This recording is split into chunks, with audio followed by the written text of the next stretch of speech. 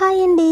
ఈరోజు మనం వెంకటేశ్వర స్వామి ఆవుల కాపరిని చంపాడా అనే విషయం గురించి తెలుసుకుందాం.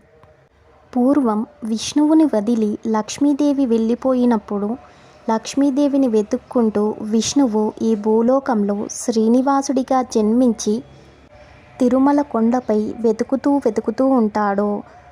ఆ వెతకడంలో అలసిపోయి ఒక పక్కన కూర్చుంటాడు. ఎలాగూ మానవ రూపంలో ఉన్నాడు కాబట్టి ఏమీ తినకపోవడం వల్ల చాలా నీరసించిపోతాడు. లక్ష్మీదేవిని వెతుక్కుంటూ తన నామస్మరణ చేసుకుంటూ ధ్యానంలో ఉండిపోతాడు.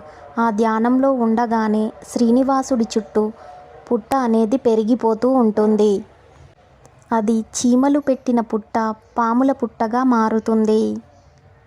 అది తెలుసుకున్న లక్ష్మీదేవి శివుడిని బ్రహ్మని ప్రార్థిస్తుంది. ఎలాగైనా సరే శ్రీనివాసుడిని కాపాడమని వేడుకుంటుంది.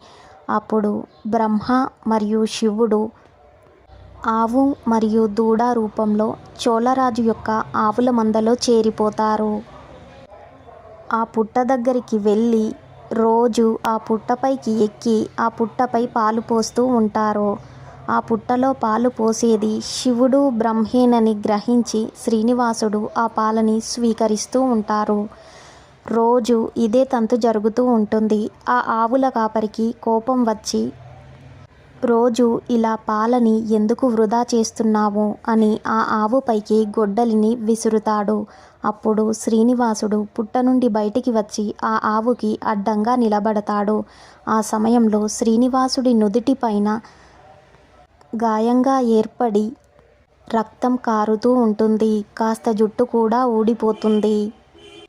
తరువాత చోళరాజు వచ్చి శ్రీనివాసుడిపైకి గొడ్డలి విసురబోతుండగా శ్రీనివాసుడు తన రూపంలో దర్శనమిస్తాడు. అప్పటికే ఆ ఆవుల కాపరి శ్రీనివాసుడి యొక్క చూపుతో ఆ ఉగ్రమైన చూపుతో ఆవుల కాపరి చనిపోతాడు. అలాగే చోళరాజు తన ముందు ఉన్నది శ్రీనివాసుడేనని గమనిస్తాడు. పశ్చాత్తాపంతో శరణు వేడుకుంటాడు. ఆ శ్రీనివాసుడు అంటే ఇష్టం ఉన్నవారు గోవిందా గోవిందా అని కామెంట్ చేయండి. నేను ఇచ్చిన ఈ ఇన్ఫర్మేషన్ మీకు నచ్చినట్లయితే నా ఛానల్ని like, share, comment and subscribe చేయండి. Thank you for watching.